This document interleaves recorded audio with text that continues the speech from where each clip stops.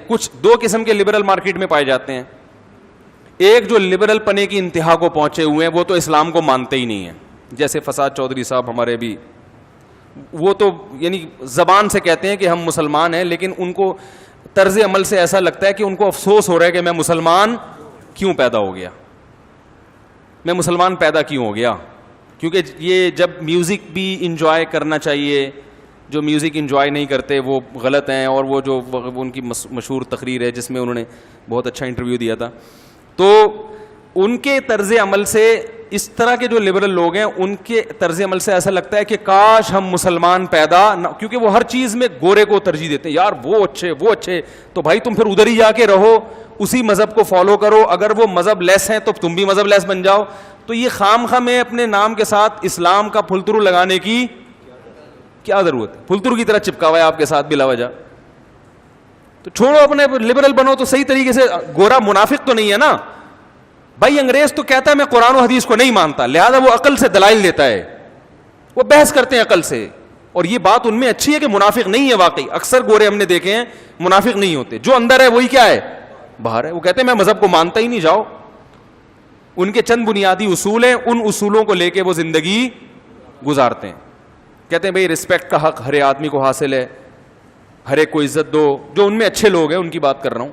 عزت ہر ایک کو دو, تمیز سے ہر آدمی سے بات کرو, چوری نہ کرو, یہ نہ کرو, ملک کے قوانین کو فالو کرو. انہوں نے ایک اصول بنایا ہوا ہے, نماز روزہ ان کی لغت میں اور ان کی ڈکشنری میں جنت جہنم بولو بھائی نہیں.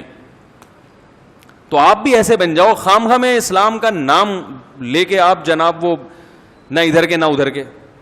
دوسرے لبرل وہ لوگ ہیں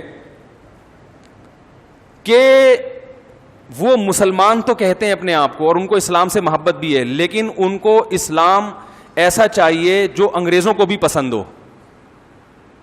سمجھ میں آ رہی ہے بات؟ تو اب ایسا اسلام تو نازل ہوا نہیں جو انگریزوں کو کیا ہو, پسند ہو.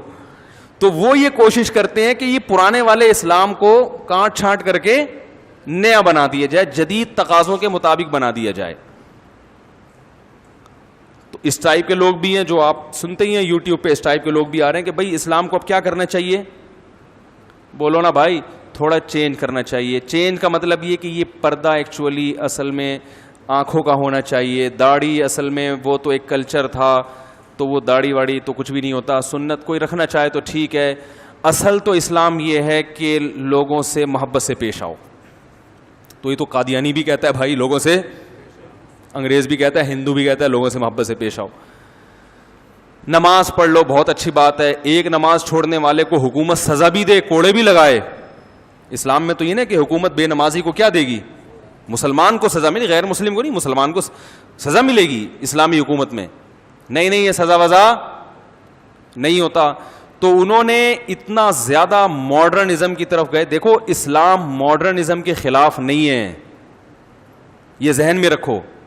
لیکن جو یہ لوگ ہمیں جس قسم کا ماڈرن بنانا چاہتے ہیں وہ ماڈرنزم ہے جو اسلام کے بالکل, وہ ماڈرنزم ہے بھی نہیں, وہ بے حیائی اور عیاشی کو انہوں نے ماڈرنزم کا نام دیا ہوا ہے.